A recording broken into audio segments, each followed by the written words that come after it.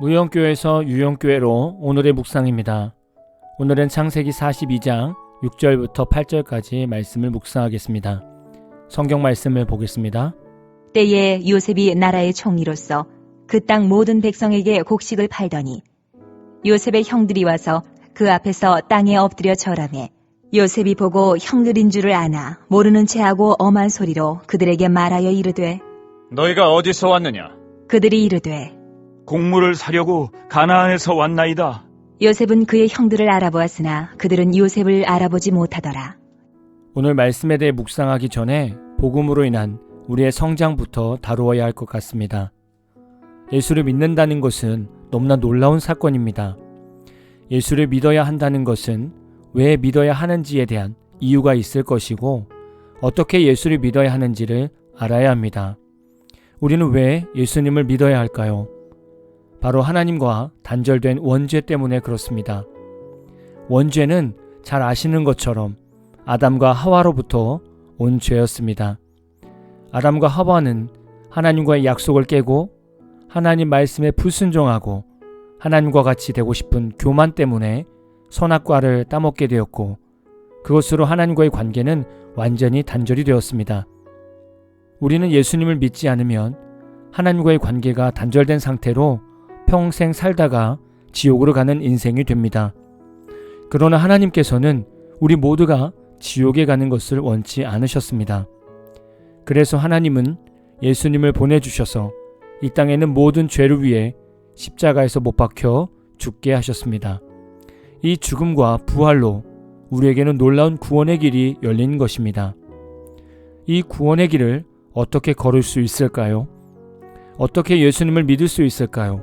그것은 로마서 10장 17절 말씀처럼 그러므로 믿음은 들음에서 나며 들음은 그리스도의 말씀으로 말미암았느니라 라고 믿음에 대해 말씀하고 있습니다. 여러분이 교회에 와서 말씀을 듣고 집에서 성경을 읽고 묵상하게 되면 믿음이 우리 가운데 생기게 됩니다. 그러면서 우리는 예수님을 나의 구주로 영접하게 됩니다. 예수님께서 나의 구주가 되시면서 우리는 구원의 확신을 얻게 됩니다. 구원의 확신을 얻은 인생에는 반드시 나타나야 하는 삶이 있습니다. 그것은 성화의 삶으로 나아가야 합니다. 성화라는 것은 예수님을 닮아가는 인생을 말합니다. 내 언행이 예수님을 닮아가며 살아가는 것을 말하는 것이죠. 그래서 참다운 복음으로 살아가는 교회와 성도는 반드시 구원과 변화가 일어나야 합니다. 오늘 이 복음을 여러분에게 구구절절히 선포하는 이유는 바로 요셉의 인생을 설명하기 위해서였습니다. 요셉은 형제들에 의해 버림받고 하나님의 꿈을 이루지 못할 것 같은 절망 속에서 인생을 시작했습니다. 형제들 또한 자신들이 버린 동생이 살아만 있었으면 좋겠다 이렇게 생각하면서 살았을 것입니다. 요셉은 형제들을 떠난 다음부터 하나님께 붙들림 받아서 하나님과 함께 동행하며 인생을 살아냈습니다. 요셉이 하나님과 날마다 함께 살다 보니 어느 순간 요셉의 삶에는 하나님이 드러나게 되었습니다. 그래서 보디발도 바로 왕도 그의 신하들도 요셉의 삶을 보면서 하나님을 보게 되었다고 고백하게 되었습니다. 요셉의 삶에 어떻게 하나님께서 드러나게 되었을까요? 하나님의 뜻을 따르려는 요셉의 노력이 있었기 때문입니다. 원망과 불평보다는 기도와 기대 그리고 성실함과 인내로 살아간 요셉의 삶이 있었습니다. 결국 요셉은 하나님 안에서 성화가 되어서 많은 이들을 다스리는 총리로서 세워지게 되었습니다. 그런데 오늘 말씀을 보면 가나안 땅에 흉년이 들어서 요셉의 형제들이 애굽으로 식량을 사러 오게 되었습니다. 요셉은 형제들을 알아보았지만 형제들은 요셉을 알아보지 못했습니다. 형제들이 요셉을 알아보지 못한 것은 요셉이 애굽의 귀족 옷을 입어서 그럴 수 있습니다. 또는 자신이 버린 요셉이 애굽 총리가 되리라고는 상상도 못했기 때문에 알아보지 못했을 것입니다. 그러나 이것을 신앙적으로 풀어본다면 요셉의 형제들은 하나님과의 동행하는 삶이 없었습니다.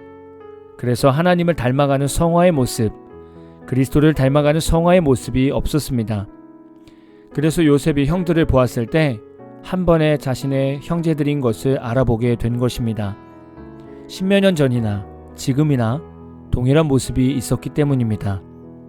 사람이 참 놀라운 것은 외모로만 봐도 이 사람이 은혜 가운데 사는가를 알 수 있다는 것입니다. 말하지 않아도 외적으로 풍겨지는 하나님의 은혜가 있다는 것이죠. 요셉의 형제들 모습 속에서는 하나님의 모습이 전혀 풍겨나지 않은 것입니다. 반대로 요셉은 하나님과 함께함으로 성화가 되어서 외모뿐만이 아니라 인생 전체가 변하는 인물이 되었습니다. 그래서 형제들이 요셉을 알아볼 수 없었습니다. 우리는 어느 시점부터 예수님을 믿게 되었습니다. 신앙생활 초반에 만났던 사람들은 저와 여러분의 연약한 신앙생활을 보면서 지냈을 것입니다.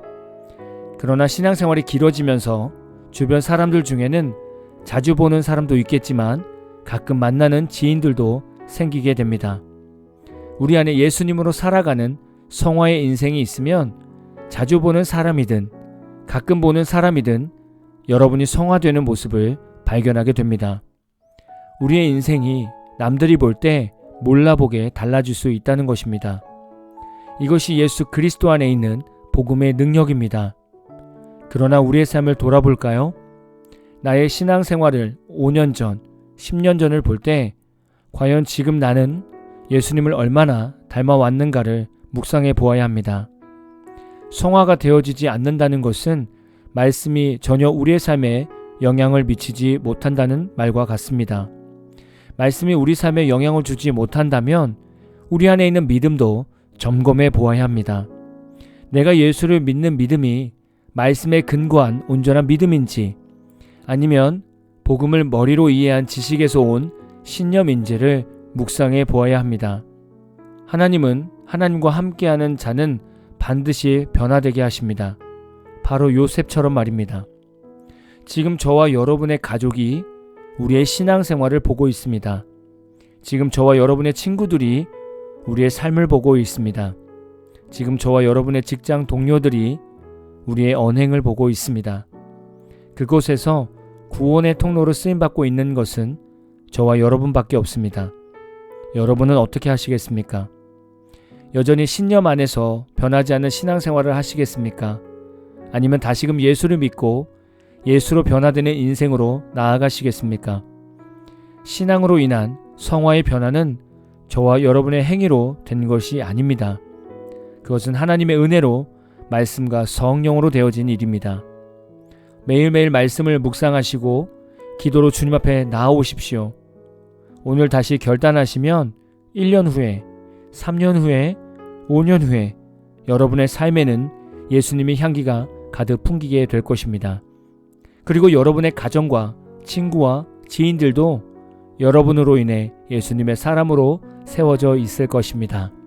소망을 갖고 오늘 하루도 힘있게 시작하시기를 진심으로 축복합니다.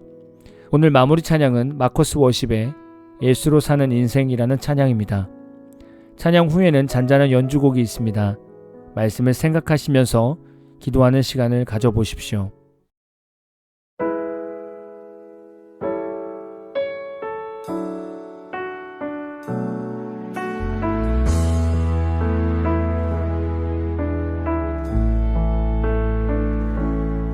내 이름 불러주시고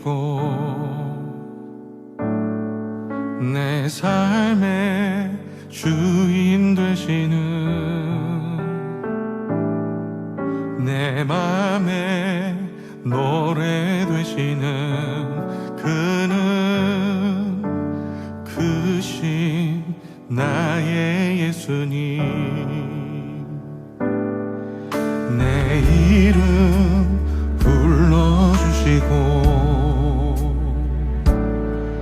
내 삶의 주인 되시는 내 맘의 노래 되시는 그는 크신 나의 예수님 삶의 무게가 내 맘을 누르고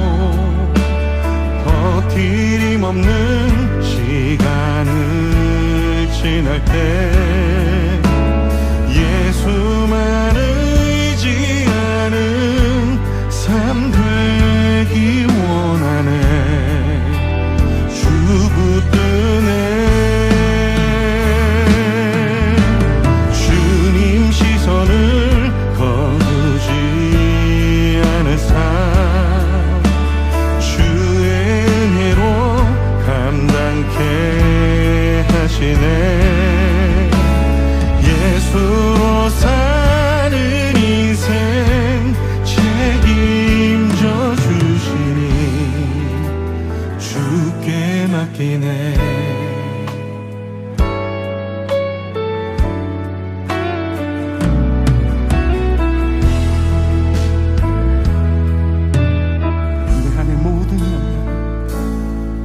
내 안에 모든 염려는 절실한 기도들이라. 답답한 현실 속에서 주만 온전히 바라봅니다. 삶의 무게가 내 맘을 누르고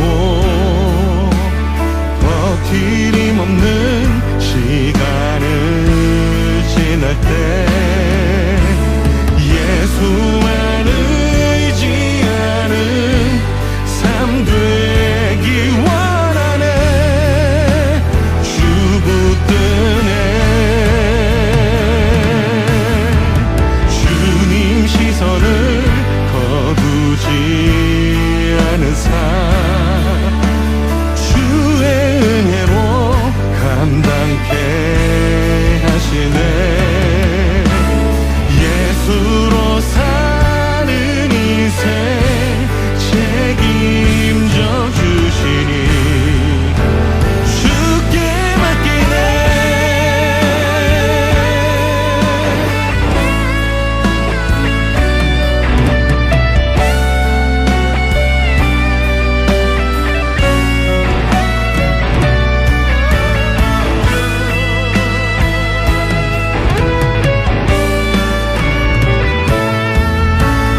삶의 무게가 내 맘을 누르고 버티림 없는 시간을 지날 때 예수만 의지하는 삶 되기 원하네. 주 붙드네. 주 붙드네. 거두지 않은 삶, 주의 은혜로 감당케 하시네. 예수로 사는 인생 책임져 주시니 주께 맡기네. 주께 맡기네. 주께 맡기네. 주께 맡기네.